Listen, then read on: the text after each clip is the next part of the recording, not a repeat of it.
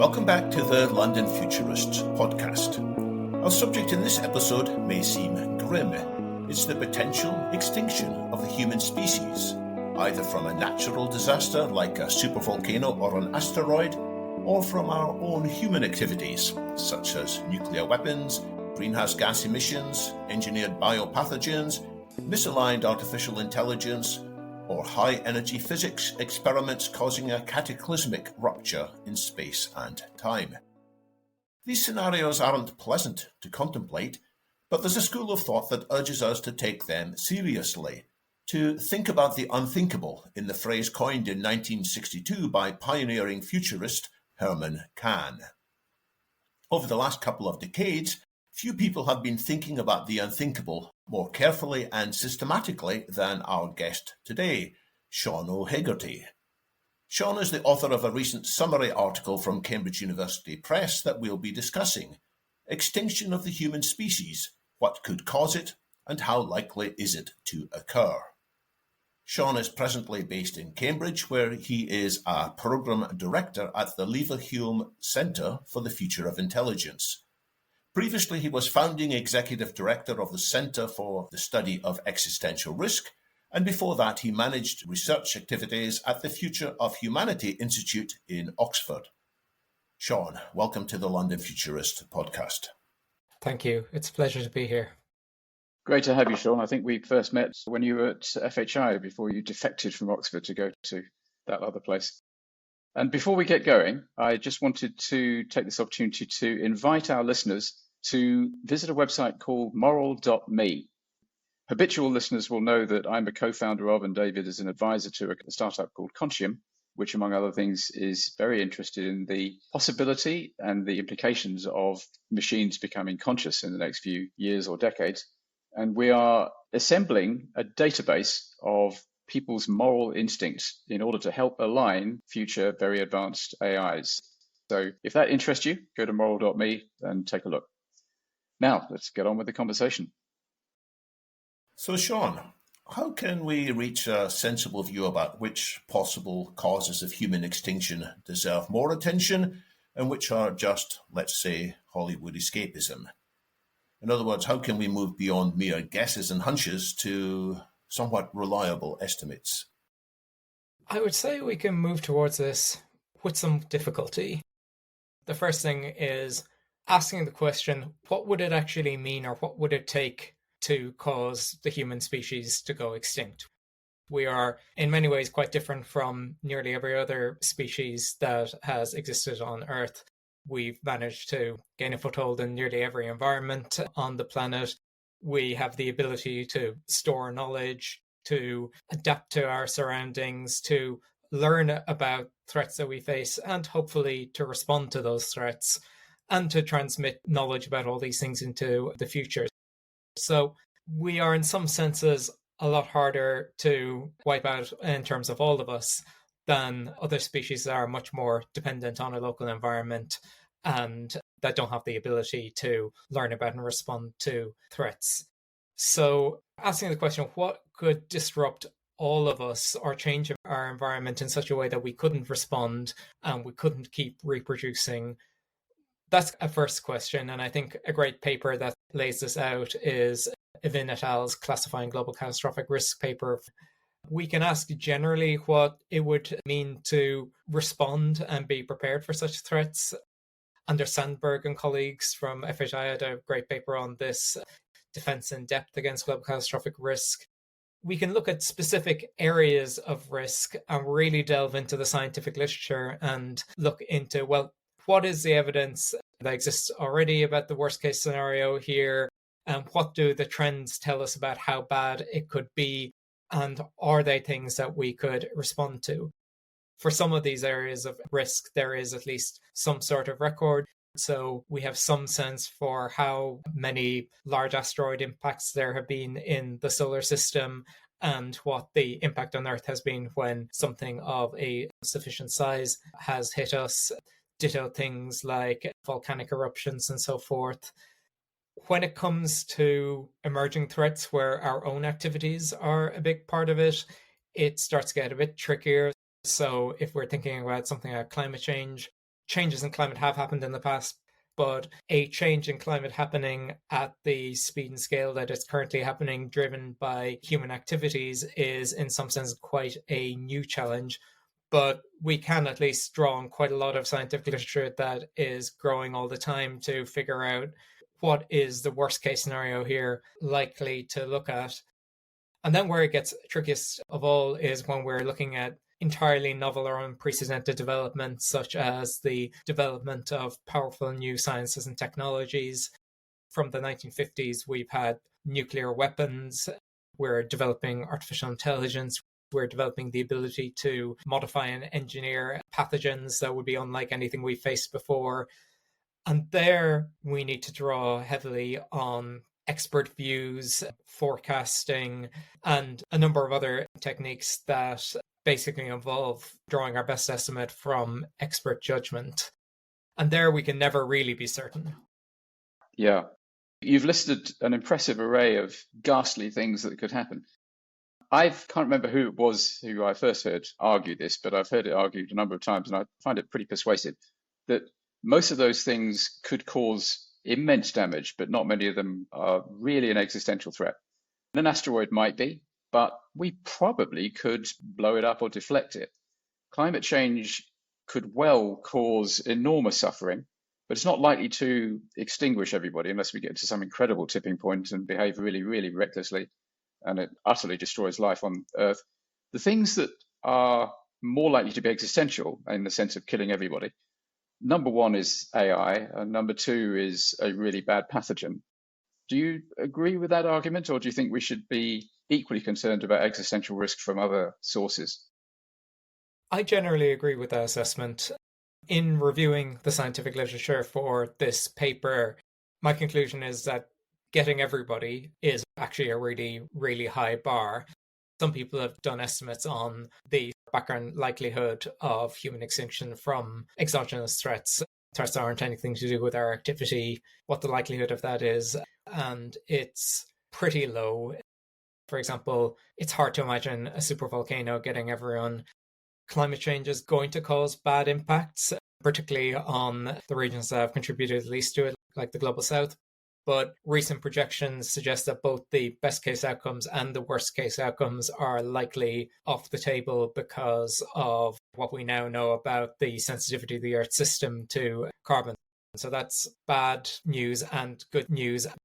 It's bad news for the planet. It's good news if your sole concern is, will it kill everyone? It's bad news if you're an optimist and good news if you're a pessimist. Well, it's bad news under business as usual. Yeah.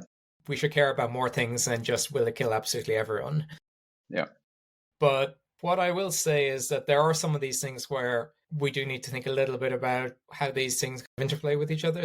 For example, if we had a really bad climate outcome that substantially set back the technological base of our civilization for a long time and our level of resource and ability to respond to other things, if we're a much smaller civilization living in poorer conditions in parts of the globe, are we going to be as well positioned to deflect asteroids? I think probably not. So some of these global catastrophes, if they have a long-lasting impact on the planet, will leave us less well prepared for other things. But if you take them in isolation, then yes, I think a lot of these things are very unlikely to get everyone.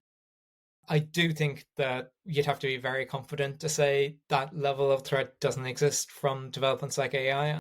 I'm personally quite concerned around that, and I think others like Toby Ord, Stuart Russell are as well. But again, it's hard to put a hard number on that because it's an unprecedented development. So let's pick up the work of Toby Ord, because a few years back his book The Precipice covered quite a lot of these topics. And as I remember, he did pick out AI as the single most likely cause of extinction at about 1 in 10. And he added in other things, including the risks of pathogens, as well as unknown unknowns. And he came up with a figure of about a 1 in 6 chance that humans would be extinct by the end of this century. Do you broadly see things that way? Or more generally, how does your own work build on or maybe differ from Toby's? So I've had some discussions with Toby and I enjoyed his book. In my review, I didn't provide my own probability estimates because it was a review rather than introducing my own thinking. But I do think some of my estimates differ a little bit. I think the likelihood of extinction from a supervolcano is lower. I think extinction risk from climate change is lower than he puts it. I might put my concern around AI a bit higher than he puts it, but I'm speaking later than he wrote this, and there's been an awful lot of progress in the last couple of years that means that I think the likelihood of big developments in this century is now higher than it might have been when Toby was writing. Can we tempt you to put a number on it? What is your timeline to ASI and what's your personal P-doom? This changes all the time. I've got a bet at the moment with another scholar, which is broadly 50-50 on whether we will have AGI by 2030, where I'm on the we won't side. But I made that bet a year ago, and in a year from now, I might not still hold it. Progress has been going very quickly recently. I broadly take the outside view of a lot of the forecasters in this space who, at least from last year and year before, seem to be broadly converging on 15 to 40 years to AGI, but with a long tail. But what's really changed in the last year is a lot of the people who are leading the companies developing AGI have been putting very aggressive timelines out there. Dario Amodei expecting, he doesn't use the term AGI, but he uses the term very powerful AI, able to do Nobel Prize level science by 2027 or even late 26. Demis Hassabis thinks 50-50 that we'd have AI capable of breakthroughs as significant as general relativity by 2030. And I'm reluctant to discount them altogether.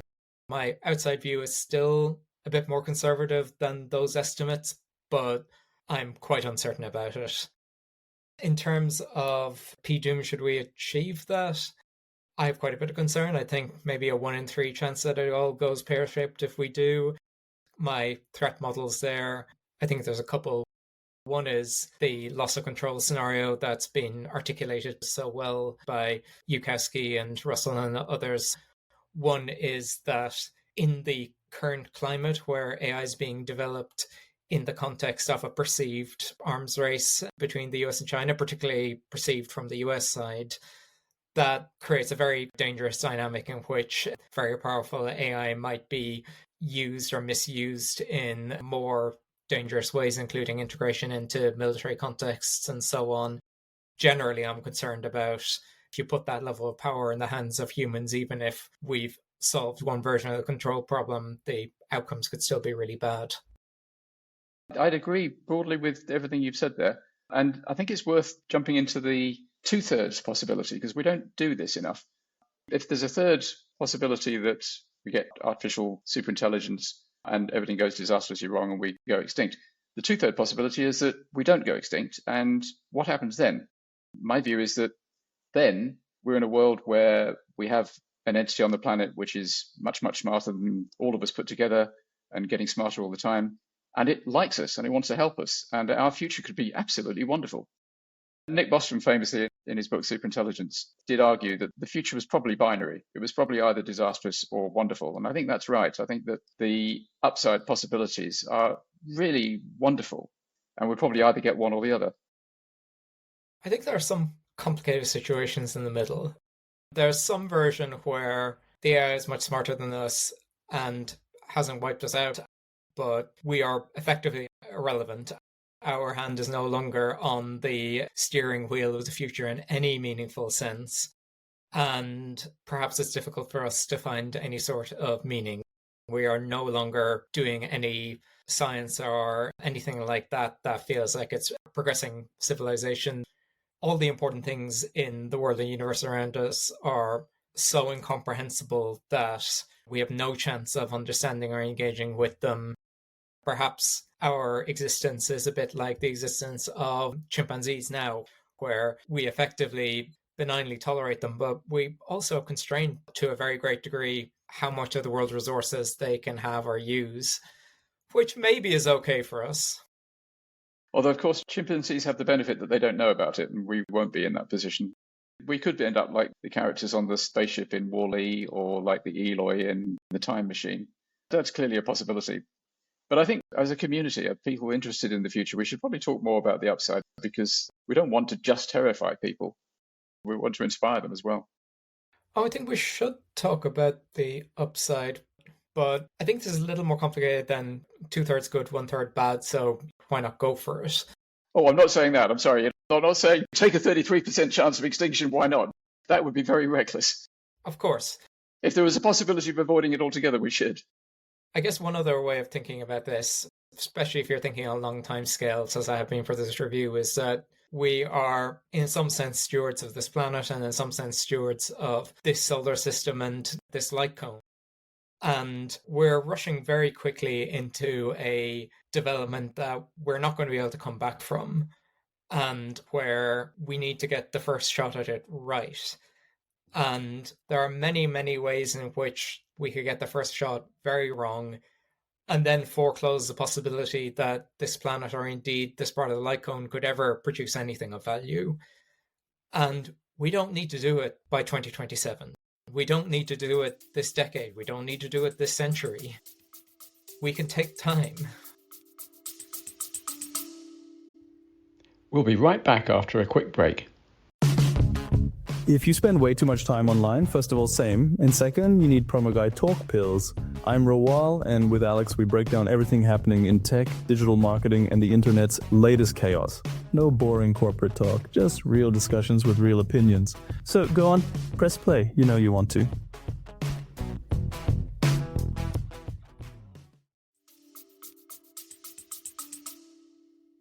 How can we sharpen up these conflicting estimates of probabilities?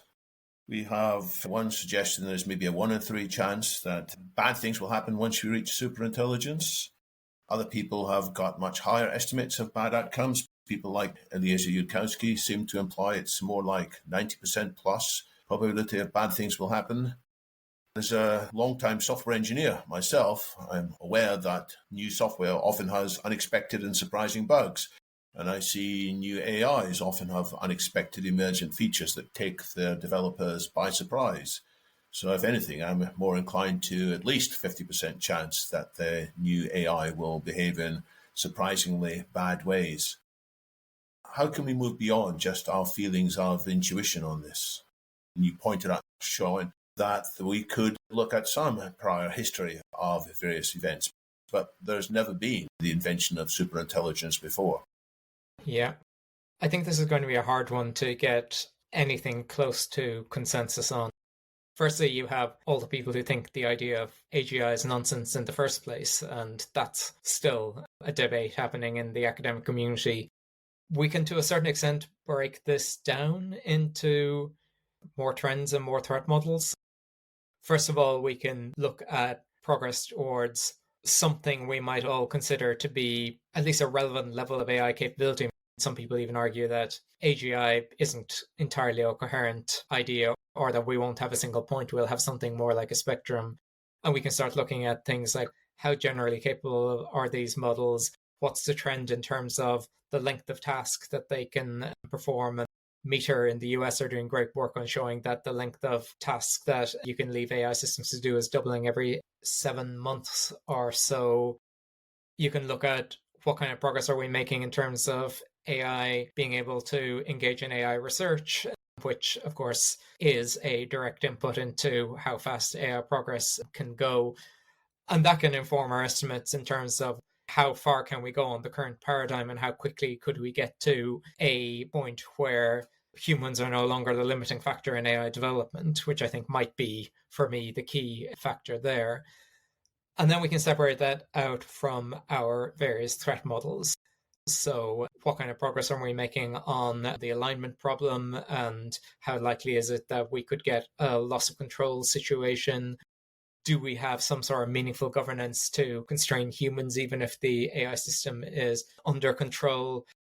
Papers are being written about the idea that even separate from those two, there's a concern around gradual disempowerment, where we have slower integration of AI systems and gradually humans becoming less and less powerful in a system until at some point we basically have no power whatsoever in the situation and might find ourselves redundant or worse than redundant, because why would you use so much of the planet to grow food for something that you have no use for?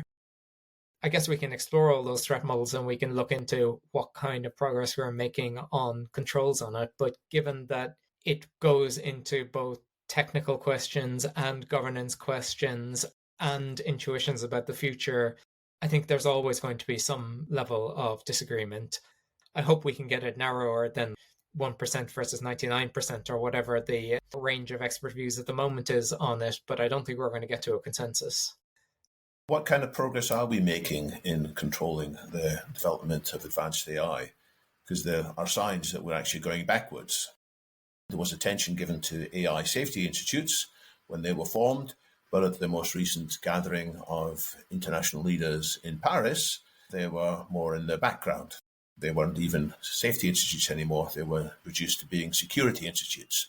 More recently, there's been new software AI models released without the accompanying information about the testing framework and the audits, which at least had accompanied some previous cutting-edge releases. So if anything, it seems like in an atmosphere of a race to be the first superintelligence, the attention on safety is going backwards. So I think there are trends in both directions. In some senses, I think some aspects of the technical problem look a little bit easier than they did a decade ago. The fact that LLMs are such a central part of the frontier systems at the moment feels like it has some advantages. It was certainly a strong view at some points in the past that the idea of encoding the vast complexity of human values and the interplay between those values in AI systems was a really, really, really difficult task, and that it would be very, very hard to get it right. But LLMs at least seem to be able to produce facsimiles of human values and how they intersect. They give plausible answers to various moral conundrums. They're not perfect yet, but they're doing reasonably well. It turns out that when you dump the entire internet's written information into these systems, they get something from it. And it seems like there's actually quite a bit of progress being made on different aspects of alignment, spotting deceptive behaviors, doing evaluations for them, and so forth. And so there are some causes for optimism, I think, on the technical side. Holger Konofsky's written well on this. He's got a few blog posts where he makes this argument. On the flip side of it, the governance situation feels more fraught than it has for some time. As you mentioned, we went from things feeling very promising following the Bletchley Summit and following the UK in particular, bringing this to the international table, safety frameworks being put forward by the companies, and what looked like a pathway from voluntary commitments moving towards more mandatory risk commitments and risk assessments. However, in the last while, it feels like things have very much changed around that. The Paris Summit, and I've written about this, was a real splash of cold water where a lot of safety concerns were sidelined. Voluntary commitments are still voluntary, and there's certainly a concern that there will be less focus on them in future. Safety system cards aren't being released with some of the top models, and that's a real cause for concern. There are people still making an effort. I'm going to be in Singapore next week for an international AI safety meeting that at least will continue the work of advancing the scientific conversation around AI safety. All we can do is keep pushing on this. I guess one hope that we might have, it's strange to call it a hope, but these things often flip quite quickly in response to developments. In some sense, the fact that we've not seen anything that really scared people or woke people up with powerful frontier models might have introduced a false sense of complacency so far. But we might get, for example, wide-scale fraud attacks or a cyber attack or something to do with the capabilities of frontier models that really wakes the public or policymakers up to just how destabilizing these things could be in such a way that might motivate a greater focus on safety and security. Yeah, I think that's a very important point. What needs to happen if AI safety is to take center stage is for a consensus among the public to take hold that this is something that's really important. At the moment, the incentives are all about competition. Incentives for the hyperscalers, and particularly with the rise of populism, the competition between America, China, and other countries. That competition incentive is driving everybody towards creating more and more powerful AI, and the hell with safety. Something that's puzzled me for a very long time, we have all been interested in the future of AI, and we've all thought that it's probably the most important subject in the world for a decade or more. But we're in a tiny minority. The great majority of the species is paying next to no attention to this. They're kind of aware that AI is very important. And I think probably even a majority is kind of aware that it might be an existential threat. And yet they're not paying serious attention. Can you explain that? I think that for a lot of people, AI is not visibly important to their lives in a way that I think might change in coming years. There are certainly sectors that feel it a lot. Translation as a sector is basically gone. Graphic art is affected very badly. So many people make their livelihoods who probably can't in the same way. Hollywood's been waking up to it and ended up really getting behind the debate on SB 1047 in the US in the autumn. I'm inclined to think that these sectors are the vanguard for something that's going to affect a lot more people to a much greater degree. I think to an awful lot of people, and I don't just mean the man on the street, I also mean some policymakers who I speak to.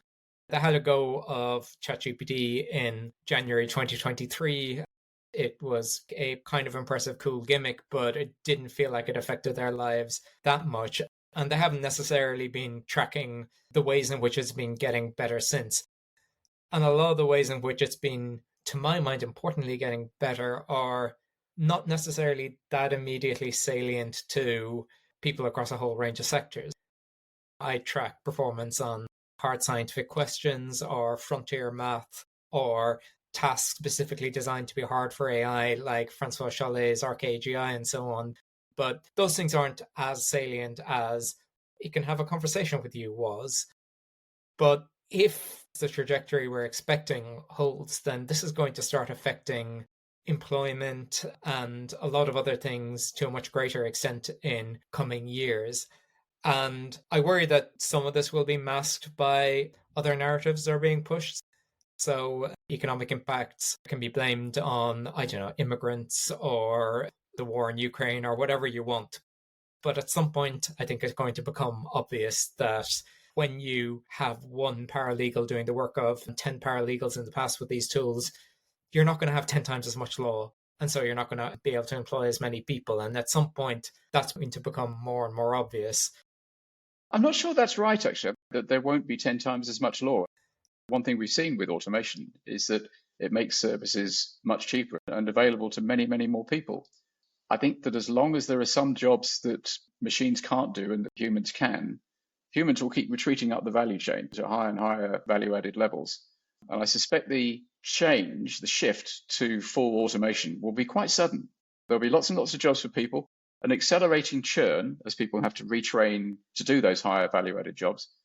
And then quite quickly, maybe weeks, maybe months, maybe a year or two, there'll be a shift from the great majority of people are employed if they want to be, to a state where almost nobody's employed. Everybody still works, but there are no jobs. And we need a different economic paradigm, and we don't have a plan for that at the moment, which is a major problem. I'm continually surprised by how amazing things keep happening, and it doesn't wake everybody up. I, for a long time, thought the arrival of self-driving cars would be the canary in the coal mine that would wake everybody up.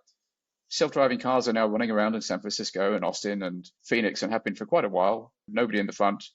And most people are not paying attention. Even in those cities, people just quickly take it for granted. ChatGPT 4.0 and all the others, they are miraculous. You can have conversations with them. They're obviously not sentient creatures, but they are unbelievably capable. And yet most people go, oh yeah, well, that's quite interesting, and think about what's for tea. I'm not sure we'll ever wake up. The idea of boiling a frog and it doesn't jump out is wrong. Frogs actually do jump out of increasingly boiling water. But I think we are a bit like that. I suspect we may never jump out of the water. You may be right. I hope that you might be wrong. And I also hope that this transition is more gradual versus sudden, because I think we'll have a much better chance of dealing with it well if it is gradual. But I can't rule out the scenario you placed before it either. Should we all become preppers? Should we be storing away stuff for use in an emergency in deep underground burrows or anywhere where we can get extra land? I'm not a prepper. I think there's something to be said for local resilience, because having communities that can sustain themselves locally gives you a lot of system level global resilience when something happens. And we certainly know that major events disrupt supply chains in ways that can quite rapidly reach tipping points. With that said, the idea that ever more people should be going for the kind of extreme level of prepping that you'd need to really be individually resilient for a global catastrophe, I'd prefer that time put into making sure that catastrophe doesn't happen in the first place. And I think the very worst case scenario is, for example, out of control AI. I basically think there is no level of prepping that makes you resilient to it. Not even going to Mars. If we can get to Mars, so can they. Well, that's right. No, I think you're quite right. Being a prepper, I think, is a route to nowhere. Have you given any thought to the possibility of machines becoming conscious, either prior to or at the same time as artificial superintelligence arrives? And if you have given any thought to that, do you think it would be a good thing or a bad thing for machines to become conscious? This is one of the questions that I am a coward about and I sidestep. I will be honest that I really struggle with consciousness. I don't know what it is. I don't know how to measure it. It is a little bit spooky to me. I don't know how we would ever satisfy ourselves that AI was or was not conscious. So to a certain extent, I tried to sidestep this and instead think about, well, what are the capabilities, the cognitive capabilities of these systems, and what can they do? I do have colleagues who think about this a lot, and I'm going to punt that to people like Henry Shevlin or Rosie Campbell and Rob Long at Ilios or David Chalmers. And I'm really glad that those people are thinking about this. But yes, I'm a coward on this topic. I want to try and encourage you to come out of your academic analysis paralysis on this. It's easy to overcomplicate consciousness. I mean, you're quite right. We can't measure it. We can't even be sure it exists in anybody except for ourselves. But on the other hand, it's the most important thing for each of us, because actually it's the only thing we know about. Our brains are prisoners inside caves. They don't experience anything in the outside world other than signals that are coming in. And our brains reinterpret those signals. Everything that we experience is a model that our brain has made up. And so consciousness is the most important thing about us. And I think whether a superintelligence is conscious or not might turn out to be incredibly significant. The instinctive reaction that most people have when you suggest it is, good God, don't make a conscious AI, that would be awful. But I think that's because they're confusing consciousness with volition. I think they're thinking, if a machine is conscious, it will have goals and drives and ideas and wishes, but it'll have those things anyway. You don't have to be conscious to have those things. I have a hypothesis that if a superintelligence is conscious, it will understand what we mean when we say we're conscious and we're able to suffer. And it will have, I'm not sure if empathy is the right word, but it'll have a sense of what we're about, and it'll be better able and better disposed to treat us well. There's a lot of argumentation behind that. But that could actually turn out to be a really important consideration, and one which the AI safety community should probably be thinking about sooner rather than later. I agree, it deserves thought. I guess my instinctive reaction is also, good God, don't make them conscious, but for a different reason, which is if they're conscious, I feel like that has an awful lot of significance to the question of moral standing. And suddenly a lot of what we are proposing in terms of safety and control start sounding a lot more problematic if we're talking about entities that have moral standing. So in some senses, I would prefer that we didn't have to deal with that ethical minefield as well as everything else.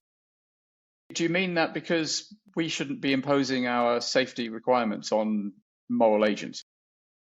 I mean that the idea that we should be designing moral agents to be fully aligned to us sounds not great to me. The idea that we should be just tweaking and experimenting with the motivations of moral agents doesn't sound great to me. The idea that if we don't like the way things are developing, we should just completely shut down moral agents sounds suspiciously close to murder to me. Yeah. Well, mind crime could be a thing. Yeah. And so if we can navigate all these challenging things ahead without those important moral considerations coming into play, then all the better. But that is one reason why it would be helpful to know if they're conscious or not. The one other thing I would say is that our consciousness hasn't necessarily resulted in us treating other humans with ideal morality or other species that occupy this planet with us. So I think it is in no way a strong guarantee of good behavior towards us if the AI systems are conscious. So there's a fascinating set of questions there. But I wonder, Sean, and this is my last question, I wonder if there's other topics that we've sort of missed out in this discussion. We focus mainly on AI as an existential risk, but are there other things that you've been looking at which you think deserve more share of attention, either in their own right or as possible complications as we try and manage AI? Progress in biology and biotechnology is going very quickly, and indeed AI tools will help us make further progress more quickly. There is certainly a lowering of barriers to entry to do really quite powerful things. That is an area that definitely needs more attention. The level of sort of experimentation that can be done by a small group now is much more advanced than it would have been in years and decades previously. We're lucky that there are some really good people working on this, but I do think it probably needs more attention. One area where I think I had some disagreement with Toby on was the amount of risk this coming century that comes from unforeseen anthropogenic developments. I can't remember exactly what figure he had, but I thought it was interesting that most of his risk came from things that humans basically had pushed into being from 1945 onwards, which is 80 years. The idea that we wouldn't bring into being even greater threats in the next 80 years, or at least equivalent in terms of contribution to risk, seemed a little unlikely to me. In our discussions, I think it came out that his estimate was based on being more optimistic than me, that we would get our act together in terms of governance and wisdom around these things. But maybe I'm a little bit too close to how the AI governance conversation is going at the moment. I don't feel all that optimistic at this moment, but I guess we'll see. My last question is this. Let's say we don't manage to slow down or stop the development of advanced AI and we do rush ahead to artificial superintelligence. Is your hunch that it would be possible to align it or control it? Or do you think it inevitably, once it arrives, will be in control and we will be the chimpanzees in the picture? I think it will be possible to align it and control it. Again, I think this technology looks a bit different now that LLMs are such an integral part of the current paradigm. It just provides a very rich input channel to these systems in terms of a wide range of diffuse concepts that my hope is that makes it a bit easier to align to the messy set of contradictions that is human values. And I think under very careful development conditions, it should be possible to control these systems as well. It sounds counterintuitive that a less intelligent thing would be able to control a more intelligent thing, but there are examples of less intelligent things controlling a more intelligent, at least in certain dimensions, maybe not across the full set of dimensions. And there are complicated proposals being put forward by people like Yoshio Bengio of monitor systems that would then oversee very capable systems and that would provide a set of checks and balances. So I do think it's possible, but possible isn't the same as certain. And a concern is that if we rush headlong towards this, because some people consider it paramount to get to a certain level of development before other people they perceive as being in an adversarial state, then those are not the conditions in which I would expect ideal care and caution to be taken. And I worry that we're going right towards that. The paper I'm currently writing on is trying to highlight that this narrative isn't as supported by evidence as it should be, given the influence and consequence of it. And it really is one that I think strangles meaningful international governance at stillbirth, and that creates all the preconditions for very reckless development of such a powerful technology. When's this new paper of yours likely to be available? I'm hoping a few weeks. I'll have to check with the book authors how they feel about preprints, but I'm hoping to try and get it finished in the next couple of weeks. Sounds like we should look forward to it. Well, I do hope so. I feel like there are things that need to be said. Yeah, there's no point us being naively optimistic. And I do see lots of examples from my past life where we were just too optimistic about how good various bits of software were. If we don't really understand what's happening inside, we can convince ourselves by lots of tests that it does seem to behave well, but there's always an environment or a situation, an interaction that we haven't anticipated and it can often go wrong. So without that understanding from the inside, it's unlikely that we can be sure we have really got this system as safe and as aligned as we would like. I also wonder if you're the kind of person who sets up a company, you probably have some degree of action bias and optimism bias. You're the kind of person who really believes in themselves to build a big thing. Maybe that's also the kind of person who has a very strong confidence that they are the person to lead a team to develop the thing safely, perhaps slightly more so than an impartial outsider would be about it. It certainly seems like some of the leading CEOs at the moment have a lot of confidence that this thing is risky, but better that they themselves do it than somebody less competent or less safety conscious than them do it. But the end result of that is multiple companies racing each other to get to this very risky threshold first, which is probably not the outcome that anyone would necessarily want. Hence the need to strengthen the AISIs, the ACs as they're called, to make sure that the future is not determined just by whichever leader of big tech happens to be the most gung-ho, the most voracious in their appetite. Yes.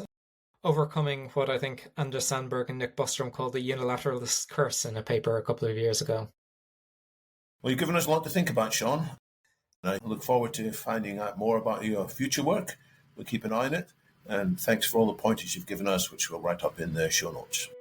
It's been a pleasure talking to you. I've really enjoyed it. Thank you so much. Thanks for joining us, Sean. It's great to see you again. You too.